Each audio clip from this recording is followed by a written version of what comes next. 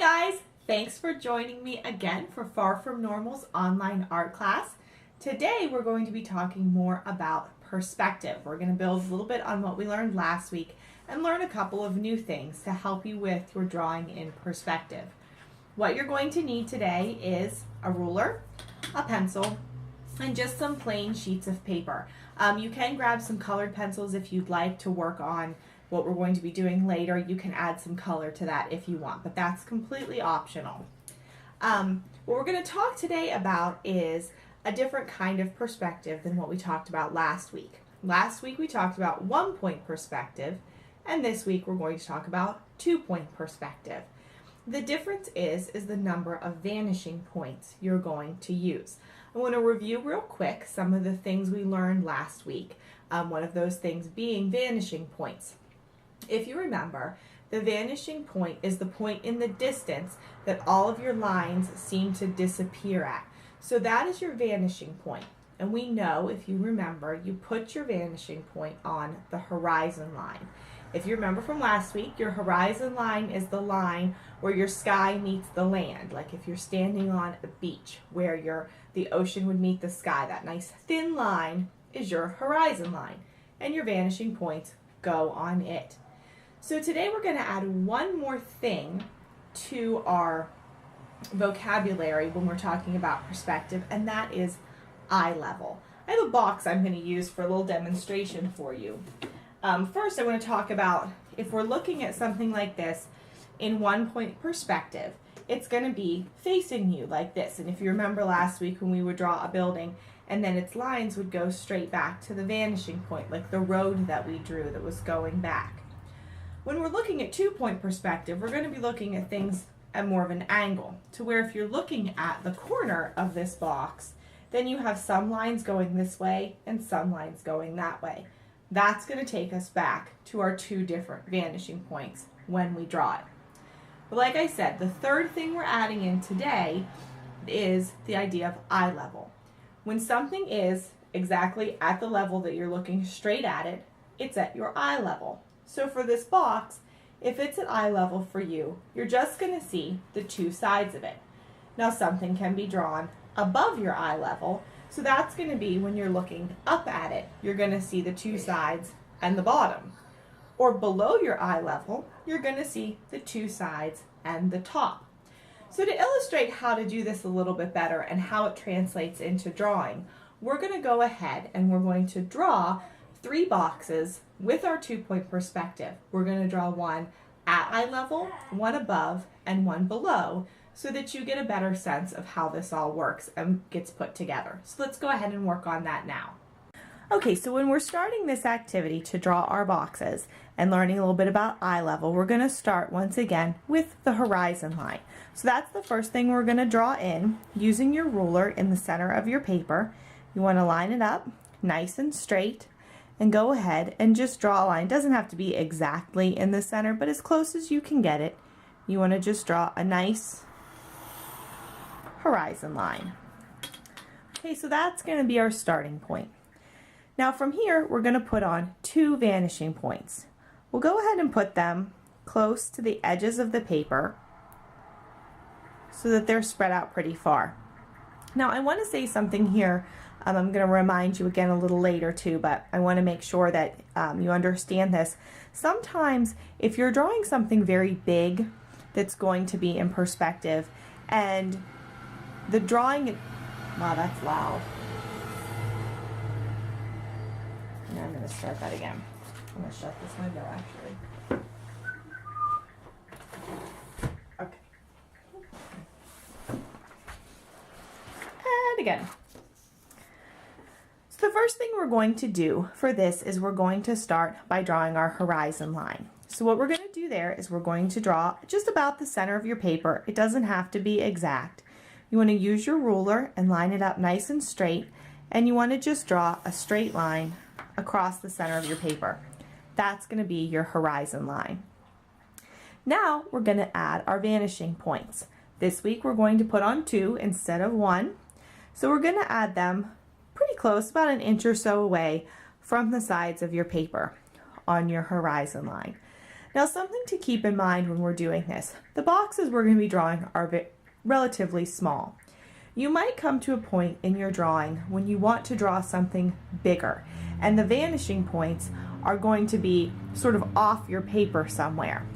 If you ever come to that, if there's ever something, maybe your line, your corner line is going to be really tall, and so your lines are going to need to go back, you can always add a piece of paper, tape it on, and draw your vanishing point where you want it to be able to draw guidelines, and then take that off when you're finished with your drawing. That's not something we're going to have to do today, but it's something I wanted to mention so as we're drawing this you understand that sometimes the vanishing points might be off your paper somewhere, but you still want to use them as your guide. So the first thing we're going to do here for this is we're going to draw our eye level box. So in the middle of your horizon line, I want you to draw a line just about an inch or so long. Now from there, we're going to draw lines from it back to the vanishing points. Now these are ones that we're going to want to draw light because they're guidelines.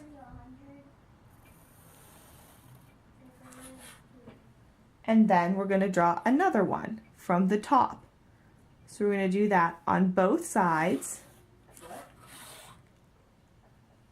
Boys, you cannot talk right now.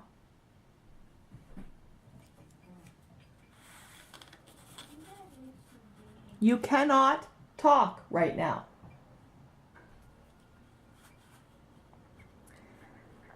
So we're going to do that again up this side from the bottom to your vanishing point, and then from the top to your vanishing point.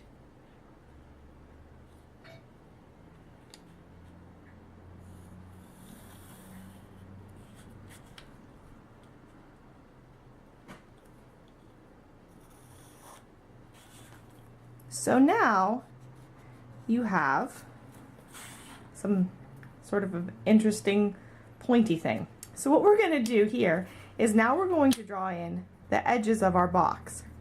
So wherever you want them to be, depending on how you want your box, how big you want it, we're going to just add in 2 straight lines on either side of that first line we drew. Now you can start to see it taking shape. If we erase the horizon line now that's going through it on both sides, then you can see how this is. We're looking straight at the side of a box or a building, whatever it is you want to be drawing. Now, if this was going to be a final drawing, you could then go and erase those guidelines. For now, let's keep them there though, so we can compare them to the other 2 boxes that we're going to draw. So we're going to do the same thing as we did with this eye level one down here for our one that's going to be below eye level. We're going to go ahead and draw a little line. It's about an inch long. And then we are going to draw our guidelines from the bottom to the vanishing point and from the top to the vanishing point. So go ahead and do that on both sides.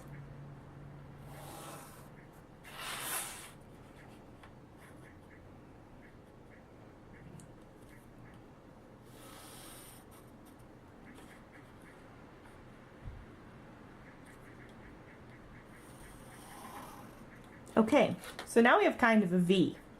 You can see the difference now in your guidelines from this one to the one we drew first. So we're going to do the same thing we did before, and we're going to go ahead and we're going to add in the edges of this box, just a little bit on either side of that one. Okay, so now you can see the sides of the box taking shape. But now we have to look at where is the top of the box.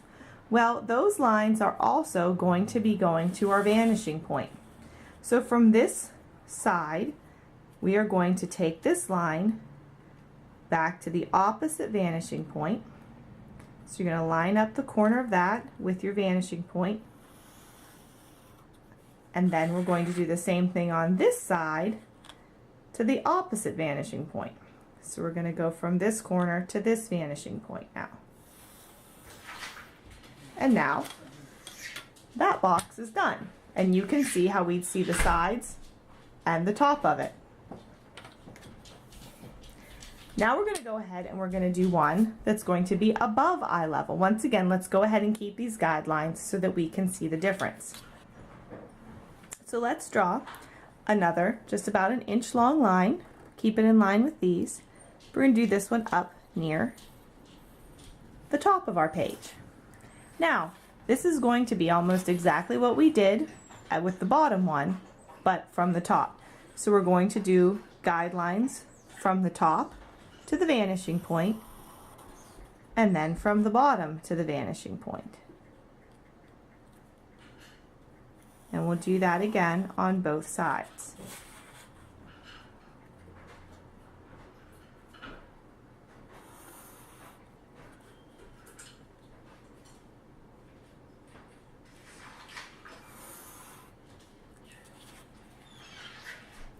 Now, just like we did on the other ones, we'll go ahead and add in our lines that are going to serve as the corners of our box.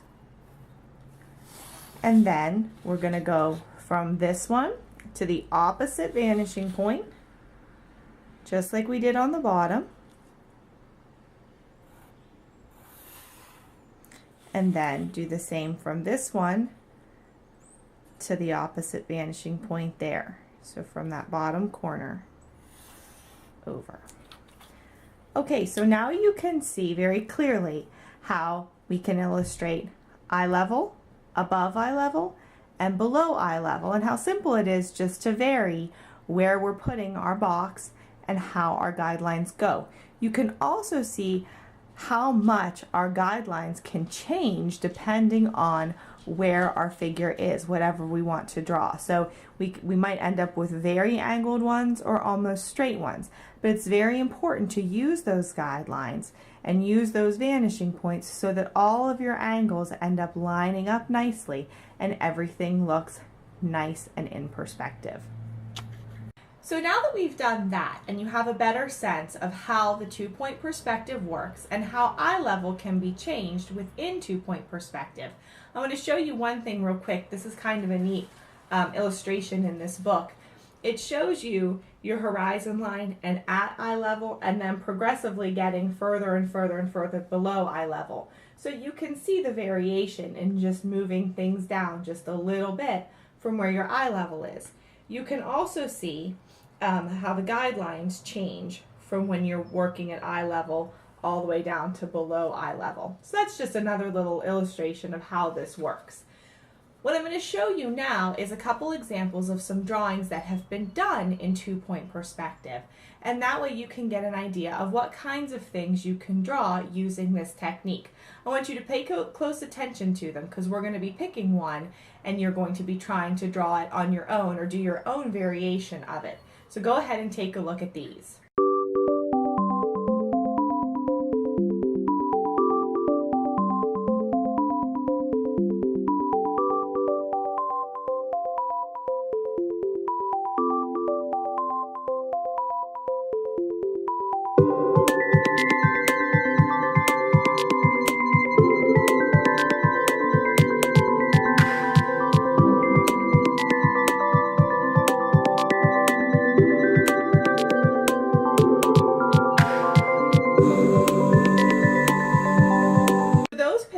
Are going to be available on my blog if you want to go and look at them a little more closely and study them a little bit more. But what I want you to do now is to pick one that you would like to try and draw, or try to draw your own variation of. It doesn't have to be exactly like the ones I've shown you, but it's something similar so that you can have a sense and an idea of something to sort of guide you through this next part. So go ahead and pick one. I'm going to pick one and I'm going to show you how I do it, and that way you can see me do it and you can work on whatever one you like the best.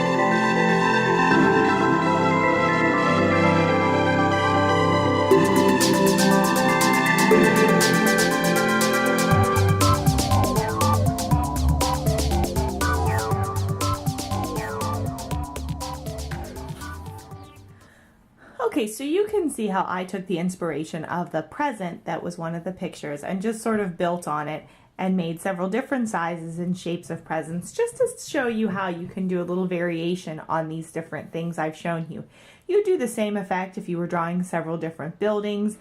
I know in the one there were the big block letters. You could do these as different letters if you wanted to do your initials. You can also see how they can overlap a little bit just by erasing different lines and using your guidelines in different ways.